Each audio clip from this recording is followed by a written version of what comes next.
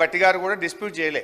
ఒక విషయంలో మాత్రం ఎక్సైజ్ మంత్రి గారైనా ఉప ముఖ్యమంత్రి గారైనా 7,200 కోట్లు ఈ గత సంవత్సరం కంటే ఈ సంవత్సరం 7,200 కోట్ల రూపాయలు.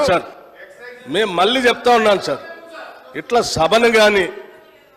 సభను తప్పుదోవ పట్టించడానికి కానీ ఈ రాష్ట్ర ప్రజలను తప్పుదోవ పట్టించడానికి కానీ ప్రయత్నం చేస్తే ఇది సరైన పద్ధతి కాదు అధ్యక్ష. నేను మళ్ళొకసారి వారికి విజ్ఞప్తి చేస్తూ ఉన్నాను. నేనటో ఒప్పుకున్నాను అటు వారు చెప్పిన దానికి. ఏ ఒప్పుకున్నాను అధ్యక్ష? మీ ముందే కదా మాట్లాడింది.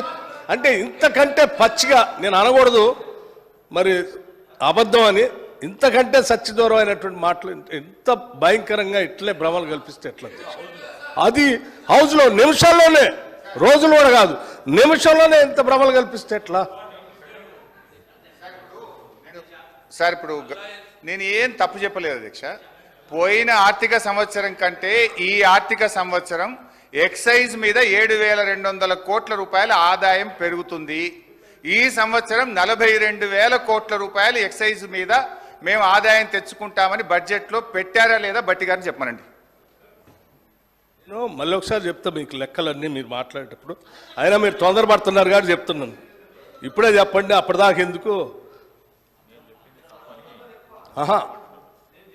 ఎక్సైజ్లో మేము ఆక్షన్ పెట్టాము గత సంవత్సరం, అందుకే మాకు ఆదాయం పెరిగింది. ఈ సంవత్సరం కదా పెట్టాల్సింది, నిజమే. మేము కూడా అనుకున్నాం ఈ సంవత్సరం కదా ఆక్షన్ పెట్టాల్సింది. మీరు ముందే ఎందుకు కూర్చారు అధ్యక్ష? ముందే ఎందుకు కూర్చాను? ఎందుకు కూర్చారు? మీరు ఈ సంవత్సరం పెట్టాల్సిన ఆక్షన్ మేము ముందే ఎలక్ట్రిక్ కంటే ముందు ఎందుకు పెట్టుకున్నారు? అంటే ఏదో దాంట్లో ఎంత దొరికితే అంత దోసుకుందామనే ఆలోచన మీది, అది తప్ప ఇంకోట. రెండోది నేను ఇంకోటి చెప్తున్నా. ఏంటి అధ్యక్ష? టానిక్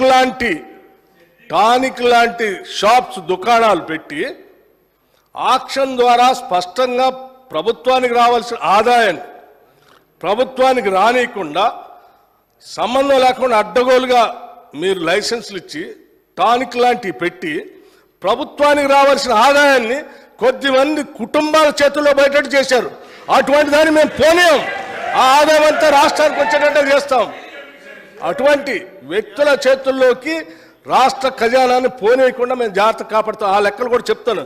మీరు తొందరపడుతున్నారు కాబట్టి ముందే చెప్పాను, ఇంకా ఉంది దాని గురించి అన్ని చెప్తాను. మీరు విన్నారు, ఈ సభను వింటున్న ప్రజలు, చూస్తున్న ప్రజలు కూడా విన్నారు. నేను చెప్పిన 42,000 కోట్లు ఎక్సైజ్ మీద ఆదాయం పెంచుకుంటున్నారు, గత సంవత్సరం కంటే 7,200 కోట్లు పెంచుతున్నారు అనే దాన్ని డిస్ప్యూట్ చేయలేదు. నేను చెప్పింది నిజం. అయితే వారు కొన్ని స్వీపింగ్ రిమార్క్స్ చేసినారు. మేము ఏదైనా తప్పు చేస్తే మీరు ప్రభుత్వంలో ఉన్నారు, ఎంక్వైరీ వేయండి, చర్యలు తీసుకోండి, యూఆర్ ఎట్ లిబర్టీ.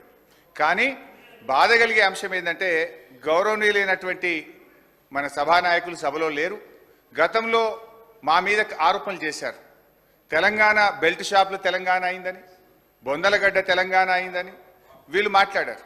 మరి ఇప్పుడు మీరు మద్యాన్ని నియంత్రించి బెల్ట్ షాపులు ఎత్తేస్తామని మీ ఎన్నికల మేనిఫెస్టోలో చెప్పారు. నిజంగా మద్యాన్ని నియంత్రిస్తే, బెల్ట్ షాపులు ఎత్తేస్తే ఆదాయం 42,000 కోట్లు ఎట్లొస్తుంది? అంటే మీరు బెల్ట్ షాపులు ఎత్తేస్తారా, గల్లీకి ఒక బెల్ట్ షాప్ పెడతారా, లేదు ఏ రకంగా ఆదాయం తెస్తారో గౌరవనీయులు ఆర్థిక మంత్రి గారు సమాధానం చెప్పేటప్పుడు చెప్పమనండి. నేనేమంటున్నా అంటే, మీరు ఆదాయం పెరుగుతుంది అన్నారు. ఆ 7,000 కోట్ల రూపాయల ఆదాయం ఎట్లా పెరుగుతుందని ప్రభుత్వం భావిస్తున్నది? ఏ రూపంలో పెంచుకుంటారో మీ సమాధానంలో చెప్పండి. నేను బడ్జెట్లో చూశాను అధ్యక్ష. బడ్జెట్లో ఒక 2 విషయాలు చెప్పారు. బీర్ల మీద ఆదాయం 2,760 కోట్లు పోయిన సంవత్సరం బీర్ల మీద ఆదాయం వస్తే, ఈ సంవత్సరం బీర్ల మీద 3,500 కోట్ల ఆదాయం వస్తుంది అన్నారు. అంటే బీర్ ధర పెంచుతారా, ఎట్లా వస్తుందో చెప్పండి. రెండవది, చీప్ లిక్కరు, విస్కీల మీద గత సంవత్సరం 11,000 కోట్లు వచ్చింది, ఈ సంవత్సరం 15,500 కోట్లు వస్తుందని స్పష్టంగా బడ్జెట్లో పెట్టారు.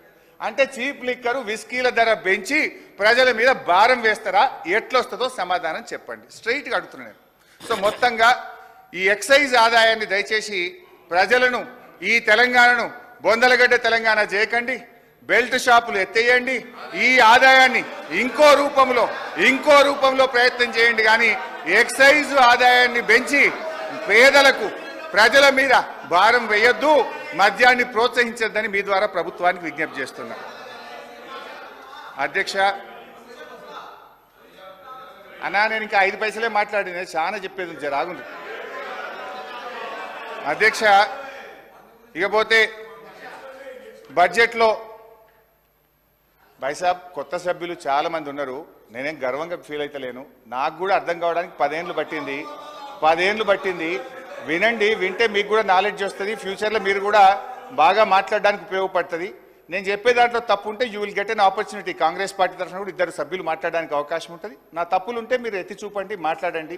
వినడం ద్వారా మేము కూడా ఈ సభలో అక్కడ కూర్చొని విని నేర్చుకున్న వాళ్ళమే. చాలా సందర్భాలు ఎవరికి ఈ సభలో రాగానే నాలెడ్జ్ రాదు. వినడం ద్వారా మనం అర్థం చేసుకొని నాలెడ్జ్ అనేది గెయిన్ చేయాలి. కొంచెం ఓపికగా వింటే మీకు కూడా ఉపయోగపడుతుంది. నేను తప్పు ఉంటే మీరు చెప్పండి. Don't disturb me please. అధ్యక్ష నాన్ ట్యాక్స్ రెవెన్యూ భాయ్ సాబ్, నేను మంచిగా బడ్జెట్ మీద మాట్లాడుతున్నా, డిస్టర్బ్ చేయకండి. Non tax revenue speaker sir, సభను ఆర్డర్లో పెట్టండి సార్. నేను ఆర్డర్లో మాట్లాడుతున్నా, మంచిగా వాళ్ళని ఆర్డర్లో పెట్టండి సార్ కొద్దిగా. నాన్ ట్యాక్స్ రెవెన్యూలో పోయిన సంవత్సరం మనకు వచ్చింది 23,819 కోట్లు. ఈ సంవత్సరం గౌరవనీయులైన ఆర్థిక మంత్రి గారు 35,208 కోట్లు నాన్ ట్యాక్స్ రెవెన్యూ వస్తుందని బడ్జెట్లో పెట్టారు. నాన్ ట్యాక్స్ రెవెన్యూలో మనకు ఉండేది మేజర్గా రాష్ట్రానికి వచ్చేది ఒక మైనింగ్ అధ్యక్ష. అఫ్ కోర్స్ ఆ మైనింగ్లో కూడా చాలా ఎక్కువ పెట్టినారు, 1,000-2,000 కోట్లు. అదంతా ప్రాక్టికల్గా లేదు. ఒకవైపు బిల్డింగ్ కన్స్ట్రక్షన్ యాక్టివిటీ తగ్గింది, శాండ్ సేల్స్ తగ్గినాయి, మెటల్ సేల్స్ తగ్గినాయి, గ్రానైట్ కరీంనగర్ అయితే మొత్తం బంద్ అయిపోయింది. సరే, అది అంత ఈజీగా లేదు. క్యాపిటల్ ఎక్స్పెండిచర్ చాలా తక్కువ పెట్టిన బడ్జెట్లో. అది ఒక రకంగా మైనింగ్లో మీరు పెట్టిన ఆదాయం కూడా అంత రియలిస్టిక్గా లేదు. ఇకపోతే ఇంకో అన్నిటికంటే ముఖ్యమైనది, ఇది బహుశా మా సభ్యులు మంచిగా వినాలి. మేము గతంలో రెవెన్యూ రిసోర్స్ మొబిలైజేషన్ కింద ఒక 6,000 కోట్ల రూపాయల భూములు అమ్మాం. రాష్ట్రంలో రైతులకు రుణమాఫీ చేయాలని మేము భూములు అమ్మాం. అప్పుడు ఇదే కాంగ్రెస్ పార్టీ నాయకులు, మన సభానాయకులు రేవంత్ రెడ్డి గారు ఏమన్నారంటే, భూములు పెద్దలిచ్చిన ఆస్తి, మన సోకుల కోసమో మనం బతకడానికో మనము భూములు అమ్మవద్దు అని నాడు ముఖ్యమంత్రి గారు చెప్పారు.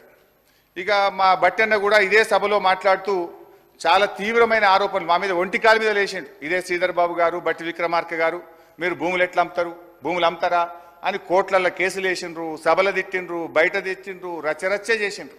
కానీ ఈ బడ్జెట్లో ఏం పెట్టారు తెలుసా అధ్యక్ష? 10,000 కోట్ల రూపాయలు భూములు అమ్మడం ద్వారా రెవెన్యూ సమీకరిస్తామని గౌరవనీయులైన ఆర్థిక మంత్రి గారు చెప్పారు.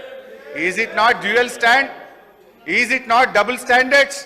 ఆ రోజేమో భూములు అమ్మితే వ్యతిరేకిస్తారు, మేము అమ్మింది కొద్దిగా, మీరైతే ఏకంగా 24,000 కోట్లు మేము భూములు అమ్మడం ద్వారా ప్రత్యేకంగా సాధిస్తామని బడ్జెట్లో పెట్టారు. అధ్యక్ష, బడ్జెట్లో ఏం పెట్టారు? 10,000 కోట్ల రూపాయలు భూములు అమ్మి సాధిస్తారట, మరో 14,000 కోట్లు అడిషనల్ రెవెన్యూ మొబిలైజేషన్ అని పేర్కొన్నారు. నేను అంటున్నా, శాసనసభ కంటే పెద్దదేంది అధ్యక్ష? ఏంటిది ఆ 14,000 కోట్లు అడిషనల్ రెవెన్యూ మొబిలైజేషన్? ఏ రకంగా వస్తుంది? మీరు ఈ సభకు కూడా చెప్పనంత బ్రహ్మ పదార్థం ఏంది?